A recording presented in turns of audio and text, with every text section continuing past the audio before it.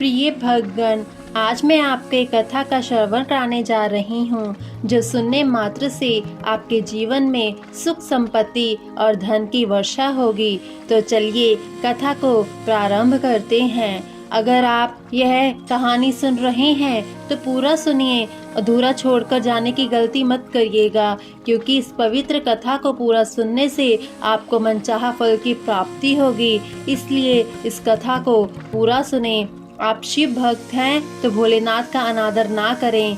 एक बार माता पार्वती भगवान भोलेनाथ के साथ कैलाश पर्वत पर बैठी थी। तभी उनके मन में विचार आया कि सारे देवता सुंदर महलों में रहते हैं, जबकि मेरे पति तो देवों के देव महादेव हैं। फिर भी मैं इस कैलाश पर्वत पर रहती हूँ। यहाँ ना तो कोई महल है, ना कोई आराम की वस्तु। ऐसा सोचकर माता पार्वती ने भोलेनाथ से कहा, स्वामी, सारे देवता महलों में रहते हैं, आप क्यों इस कैलाश पर्वत पर वास करते हैं? आप भी हमारे लिए एक भवन बना लीजिए ताकि हम भी आराम से रह सकें। पार्वती की बात सुनकर भोलेनाथ थोड़ा सा मुस्कुराए और फिर बिना कुछ कहे ध्यान मगन हो गए। माता पार्वती को भोलेनाथ का यह व्यवहार कुछ ठीक नहीं लगा, किंतु वो बिना कुछ कहे वहाँ से चली गई। जब महादेव अपने ध्यान से निकले तो माता ने फिर से भोलेनाथ से कहा, हे प्रभु, मेरा भी मन है कि मैं अन्य देवताओं की भांति महल में रहूं। आप भी मेरे लिए एक भवन बनवा दीजिए। तब महादेव ने उनसे कहा, देवी, महल में रहना हम लोगों के लिए उचित नहीं है। किंतु माता पार्वती ने महादेव से हठ पूर्वक कहा, प्रभु, आपको नहीं लगता कि आपको भी महल में रहना चाहिए? आपका महल तो स्वर्ग में बने हुए इंद्र के महल से भी उत्तम और भव्य होना चाहिए। अब तो हमें महल बना लेना ही चाहिए। महादेव ने माता पार्वती को बहुत समझाया। वे बोले, देवी, हम तो ठहरे योगी, खुले में रहने वाले हैं। हमें भवन का वातावरण रास नहीं आएगा। हमें तो महल में भी चैन ही नहीं मिलेगा, क्योंकि महल में रहने के बड़े नियम और बंधन होते हैं। किंतु माता पार्वती ने तो मन में विचार कर लिया था कि अब महलों के बिना वो नहीं मानेगी। वो बोली, हे महादेव, जब सारे देव महलों में रहते हैं तो फिर महादेव क्यों बर्फ की चट्टानों पर रहें? पार्वती के इस हट के आगे देवों के देव महादेव को भी झुकना पड़ा।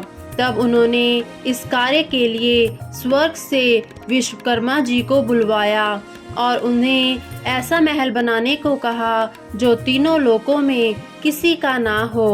उधर विश्वकर्मा जी ने महादेव के आदेश अनुसार भवन बनाने के लिए उपयुक्त स्थान की खोज में लग गए। स्थान की खोज करते हुए उन्हें एक ऐसा स्थान दिखाई दिया जो चारों ओर से पानी से घिरा हुआ था और बीच में से 3 सुंदर पहाड़ थे। वो पहाड़ों पर तरह तरह के फूल और वनस्पति से ढके हुए थे। उस स्थान को देखकर विश्वकर्मा जी ने उसके बारे में माता पार्वती को बताया।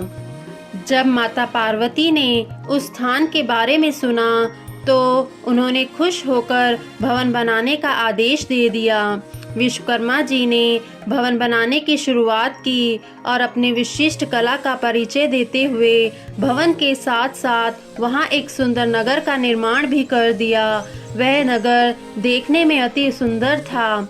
विश्वकर्मा जी ने उस महल और नगर को सुंदर बनाने में अपना पूरा योगदान दे दिया था। जब उस महल को माता पार्वती ने देखा तो उनकी प्रसन्नता का ठिकाना ना रहा।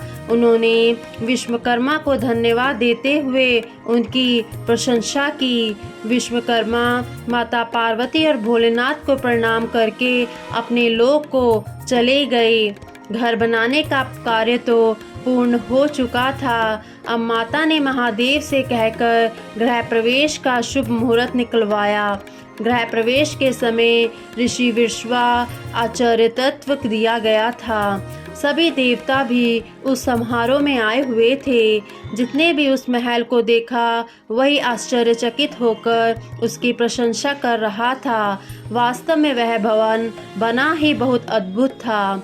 गृह प्रवेश विधि के पूर्ण होने के बाद महादेव ने आचार्य से दक्षिणा मांगने को कहा, तो विश्ववा ने मना कर दिया। वे बोले, प्रभु, क्या कोई भक्त अपने भगवान से कुछ मांगता है? ऐसा करके तो मैं पाप का भागी बन जाऊंगा। मुझे कोई दक्षिणा नहीं चाहिए। यह कहकर ऋषि जाने लगे। तो महादेव ने कहा, ऋषिवर, आपको दक्षिणा तो लेनी पड़ेगी। जब तक आचार्य को दक्षिणा ना दी जाए तब तक कोई शुभ कार्य पूरा नहीं होता है। महादेव की माया। ऋषि विश्वा का मन उस नए बने हुए नगर पर आ गया। बार बार आग्रह करने पर उन्होंने दक्षिणा के स्वरूप उन्होंने उस भवन सहित नगर को ही मांग लिया। ब्राह्मण के दक्षिणा के रूप में उसकी मुँह मांगी वस्तु दी जाती है, इसलिए महादेव ने उस भवन को ऋषि विश्वा को दान कर दिया। महादेव के द्वारा अपने भवन को दान कर देने से माता पार्वती को क्रोध से भर उठी। उन्हें ऋषि की इस घृष्टता पर बड़ा क्रोध आ गया। उसी क्रोध में उन्होंने ऋषि विश्वा को श्राप दे दिया। वो बोली, तुम तो आचार्य कहलाने के लायक भी नहीं हो। महादेव की सरलता का लाभ उठाकर तुमने बड़ी कुटिलता से मेरे प्रिय महल को हर लिया है। इसके लिए मैं तुम्हें श्राप देती हूँ कि महादेव का ही भक्त एक दिन उस महल को जलाकर राख कर देगा। उसके साथ ही तुम्हारे कुल का विनाश आरंभ हो जाएगा। पुराणों के अनुसार ऋषि विश्वा ने वो नगर अपने पुत्र कुबेर को दे दिया, लेकिन कुबेर को निकालकर लंका पर रावण ने अपना अधिकार कर लिया। त्रेता युग में शिव के अवतार हनुमान जी ने उस लंका को जला दिया और उसके बाद विश्वा के समूल कुल का विनाश श्री राम के द्वारा किया गया। उस कुल में एकमात्र विभीषण ही श्री राम की शरण में होने से बच पाए थे।